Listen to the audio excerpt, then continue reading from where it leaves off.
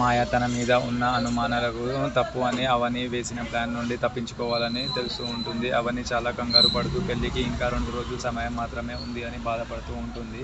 మాయ ఒక దుష్టశక్తి అని అవని నమ్ముతుంది. భవాని వదిలి వెళ్ళిన మహిమగల పసుపు కుంకుమని గంగాజలంలో కలిపి ఇంటి ముందు చల్లాలి అని నిర్ణయం చేసుకుంటూ ఉంటుంది. దీనివల్ల ఎలాంటి దుష్టశక్తులు ఇంట్లోకి రావు అని తను నమ్ముతూ ఉంటుంది. అవని మరియు అక్షయ కలిసి మహిషాసుర మర్దిని శ్లోకం చదువుతూ ఇంటి చుట్టూ అపవిత్రమైన జలాన్ని చల్లుతూ ఉంటారు. శ్రీకరి వచ్చి ఇదంతా చూసి ఏం చేస్తున్నారు అది అని అడుగుతూ ఉంటాడు. అవని మాయ ఒక దుష్టశక్తి అని తన నుండి తల్లిని కాపాడుకోవడానికి ఇదంతా చేస్తున్నామని చెప్తూ ఉంటుంది. అయితే శ్రీకర్ కోపంగా మాయ మీద నిందలు వేయడానికి నువ్వు చదువుకున్నావు కదా ఇదంతా ఏంది అని తిడుతూ ఉంటాడు. అయితే ఇంకోవైపు మాయ పేరెంట్స్ ముంబైలో ఉన్నారు అని అబద్ధం చెప్తుంది. కానీ ఒక వ్యక్తి అవనికి ఫోన్ చేసి ఆ ఫోన్ సిగ్నల్ ముంబైలో లేదు, హైదరాబాద్లోనే బంజారాహిల్స్ ఏరియాలో ఉంది అని కన్ఫర్మ్ చెప్తూ ఉంటాడు. అయితే మాయ పేరెంట్స్ గురించి అబద్ధం చెప్పింది అని తను బంజారాహిల్స్లోనే ఉంది అని అవన్నీ గట్టిగా అర్థం దొరుకుతూ ఉంటుంది. మరి నెక్స్ట్ ఏం జరుగుతుందో చూద్దాం.